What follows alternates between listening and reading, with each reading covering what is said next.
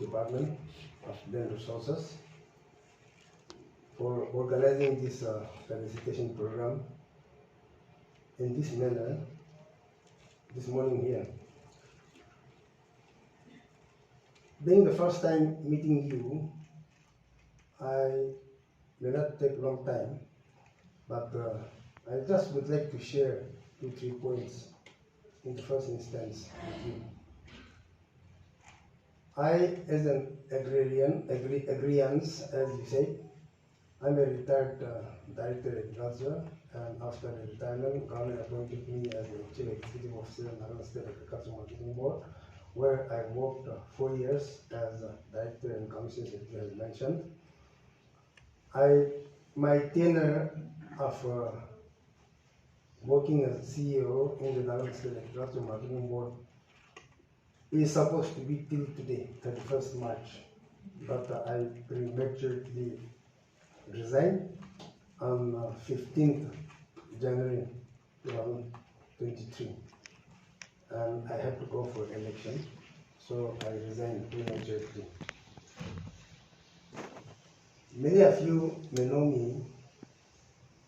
I knew almost all senior officers of the department, and since we know each other, I think we don't have to say so much about the departments. But while I was in the service, it is not for the sake of saying that I'm here with you as an advisor, but while I was in the service, I used to appreciate the Department of Land Resources, mainly basing on 2 aspects, 2 parameters. One was that the performance of the department, and the other was output. Whatever may be, output was good. Performance, because I knew the department since inception, as we have been discussing, we just discussed just before entering here. I knew the department since the department was bifurcated from agriculture department as a Western board. Initially, this department was a Western board where our senior Kodovi was director, Western board. And I was a SDO by then. I took over a vehicle from him because he joined the Western board, so he had to surrender agriculture department vehicle back. So I took his vehicle. From there, I knew that I knew the department. All officers, almost all officers, I think many of you may not know, but many senior officers are bifurcated from agriculture department to the Western board. Then later it became Department of Land Resources. So I don't have to say so much about the department, but as I said, I used to appreciate the department basing on 2 parameters, 2 aspects. One was that performance. We all had watershed management together. The other watershed management was in the nomenclature of NWTPRA, and land resources was, I think, in the nomenclature of IWD.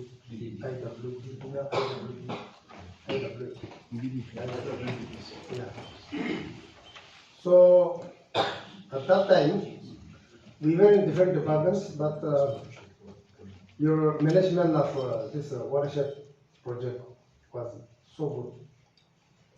You got appreciation from Government of India, also this Land Resources Department, the way you managed the watershed projects. We also did so well in some projects, but agriculture was having more fun than land resources.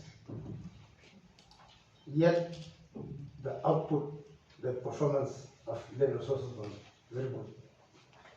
So even the output in terms of output, in terms of your exhibitions through Agri-Expo, through your holiday, through your Agri-Fair, through your Red Leather Days, Independence Days, and all these exhibitions, whenever state level programs were held. The output was very good. The quality output, the quality that the then resources department exhibited was par excellence with other better performing departments. So I used to appreciate the departments as compared to, even if you have to compare the fund availability, the fund with the agriculture department and some other major agricultural departments, and the fund available to land resources was so small, but the output and performance was not on the basis of fund. It all depends on the performance, the efficacy of the officers, the expertise of the departments. So I still hope that the same tempo is continuing in the department, and I hope that whatever nomenclature CSS schemes that may come, nomenclature will keep on changing. Government of India, those days it was NWTBI, now we are into PMKSY. PMKSY land resources is implementing, PMKSY agriculture department is implementing, PMKSY, even I think water resources and horticulture department, they are partaking in this CSS programs. But as I said, I have confidence on this department because in the past, your performance, your watershed management, spring shirt or whatever nomenclature in the way watershed management was done, was very good. So I still have that confidence on you, thinking that expertise, qualified personnel are there, expertise are there, and this will keep on changing. Nomenclature will keep on changing. Today we are taking it as a PMKSY, CSS, but tomorrow again Government of India may change the nomenclature of this program. So whatever nomenclature comes, it all depends on what we are, how we are. So I am confident that the Land Resources Department is having a competent field officers. And another point that I would like to share is that one I could foresee is, as the director has mentioned, I could foresee is some discrepancies and intricacies in the establishment method. I am still yet to come in to full understanding of what department, how department is functioning.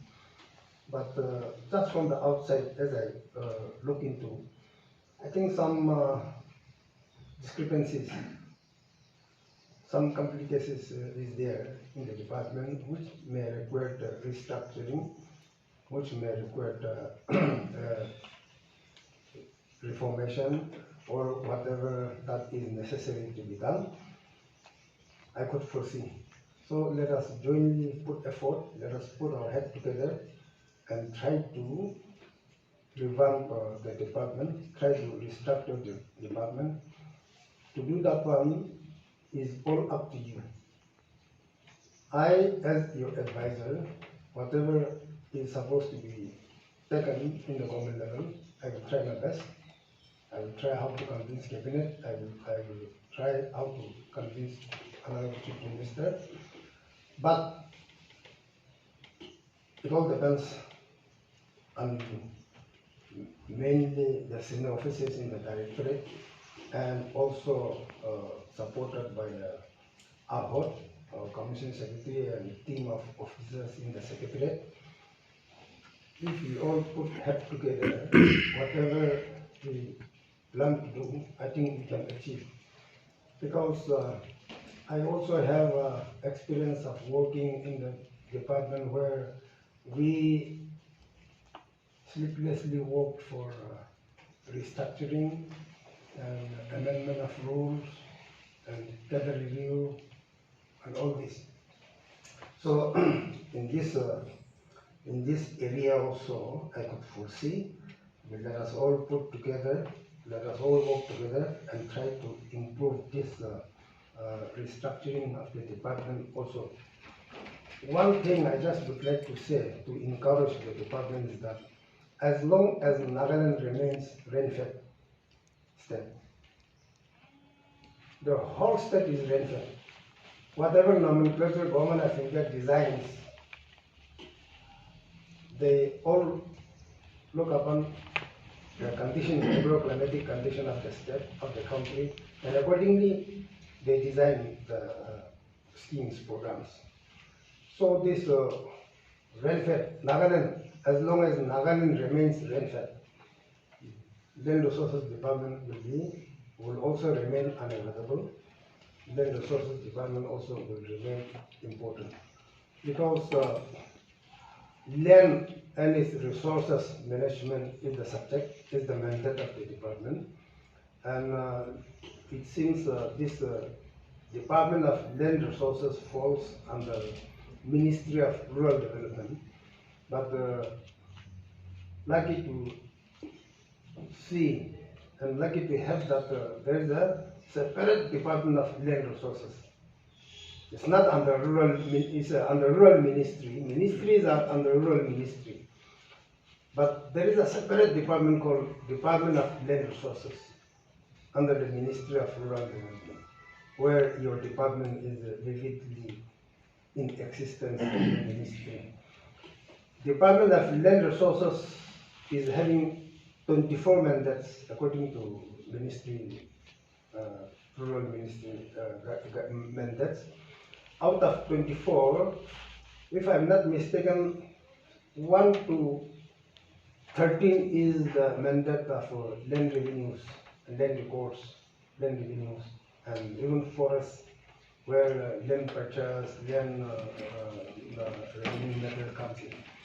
But it seems 15 to 24 mandate given to Land Resources Department under the Ministry of Rural Development. I think Land Resources Department can partake in any of the mandates given. So all these CSS also comes under that one, and there is a scope. There is a scope of the department for expansion because rain-fed. If we want to develop Nagaland, we have to develop rain-fed. And the way to develop, if you want to help farmers, we have to develop rain-fed areas. If you want to create double income for farmers, we have to develop rain-fed areas. There's no way out. Whatever agricultural development activity that is taking place is happening only in the rain-fed areas of the state. It's all rain-fed areas. Your rubber plantation, your coffee plantation, your cash crop plantation. There's no assured irrigated land in Nagaland. For the purpose of statistics, we accounted a certain hectare area, 120,000 hectares as irrigated. But practically, 120,000 hectares also doesn't have assured irrigation. So it is a rain-fed, it is in fact, that is also a rain-fed irrigation only. So the whole concept, actually the whole concept is that it is for the rain-fed development. It is for the rain-fed development. Internationally also, United Nations under FAO, they established some institute called ICRISAT. India as a whole is also, not of India, our country, India is having a irrigated area, which does not come under rain-fed area. But the rest of the country, almost all the hill sectors are rain-fed areas. There will be 5 months rain, there will be 5 months dry spell, and there will be a dry spell of 2-3 months. That is the whole agricultural scenario of the country. So international institute also created in the country and working on this rain-fed area. Our state will remain rain-fed, and food grain production will come from rain-fed areas. Organic production will come from rain-fed areas. Cash crop production will come from rain-fed areas. There is no other way out. So it is the rain-fed area development that is the only scope for Nagaland. And as long as Nagaland remains rain-fed, the land resources department will also remain unavailable, and that also will remain important department. So springshed management, watershed management, whatever in the next few years plan, Government of India may change their nomenclature, they plan. But whatever nomenclature, in a way, whatever nomenclature, that way it comes, it's only going to happen within the within the area of rain-fed development. So this rain-fed area and the land resources development activities that are going on, and whatever that may come, I think land resources department will be playing a vital role. Agriculture department, they have a certain mandate, crop protection, animal husbandry, soil conservation, and horticulture by itself will concentrate on fruits and vegetables. But watershed management, I think land resources will be an unavoidable department to handle at large the watershed management in future. So keeping all that scope in mind, I appeal to all the officers. It all depends on the officers. It all depends on the expertise of the officers working in the field. Mr. You head in the secretariat, and I, as an advisor, your advisor, we will advise you, we will guide you. Whatever is supposed to be done in the government level, we'll try our best to do together. Directorate officer will be your chief instructor, your guide, but it is all up to the field officers. It is all up to the field officers. So as I have mentioned initially, I'm sure the department, even though number is less, other departments are there having in terms of 20,000, 15,000, 26,000 employees in the department. Agriculture and allied sectors also, I think almost all departments are having more than 1,200, 300, including CSS employees, means they are having 3,000-4,000 employees. But your department, as I roughly go through, your department in total you have 244. Out of that also regular employees are also very limited. And you have a problem of casual contingency and WTT, whatnot, which I still yet to learn more. But in total, that also it comes to 244. So I think something has to be done, how to restructure, how to restructure the department.